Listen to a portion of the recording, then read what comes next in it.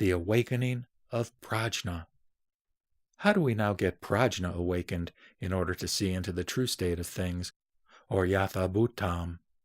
Where does this Prajna come, and how do we attain self-realization by directly experiencing the truth?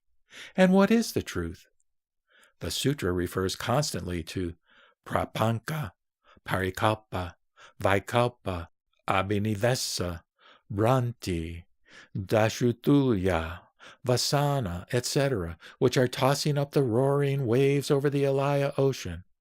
But when does pratyamarya jnana get its start so that the stormy sea will grow calm and the world be perceived without discrimination or disturbance of any kind? Says the sutra, quote, "The bodhisattva who aims to be great in his spiritual discipline is required to be perfect in the following four things. 1. He must have a penetrating comprehension as regards the nature of the manifestation of mind.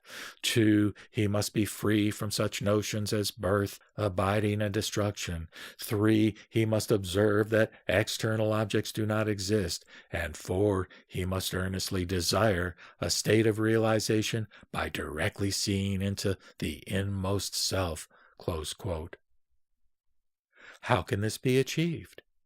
If it were due to the appearance of the principle of particularization or discrimination, or vaikalpa, that the Alaya ceases to be the seat of Tathagatahood, and if without this principle no sentient being could ever come to the perception of the Alaya, even in its disturbed, distorted, and altogether false reflections, it must be again this principle that will set us aright in the position that we may have a correct view of Alaya. In other words, if it were the work of Manas and Manavijnana that an external world came to be recognized as external, it must be their work again, properly executed this time, that we come to look at the world as having evolved out of our own being.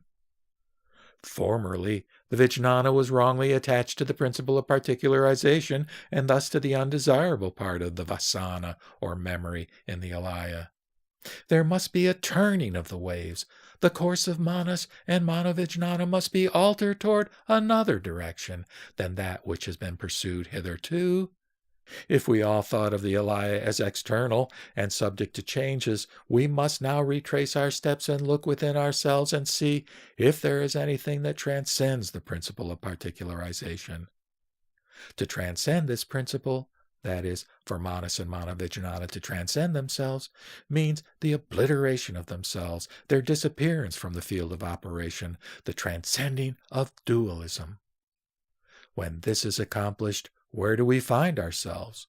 Where is the ultimate abiding place for us? This is the abode of Tathagatahood, and belongs to the realm of Alaya Vijnana, to be known as Tathagatagarbha, and realizable only through immediate perception. For this no more belongs to the sphere of logic and analysis, but is an experience attained immediately within oneself. A knowledge that is not of particularization and discrimination must be one of direct experience, in which the Alaya reveals itself in its original purity, and not in its distorted and defiled forms as it ordinarily does to the Vijnanas. When we thus come to have an immediate knowledge of transcendental nature, the Vijnana system will cease to be treated psychologically. The awakening of Prajna, which is dynamic rather than non-discriminative knowledge, beyond the realm of mentation, is a practical question in the Lankavatara, and this will be treated in what is to follow, namely, the life and works of a bodhisattva.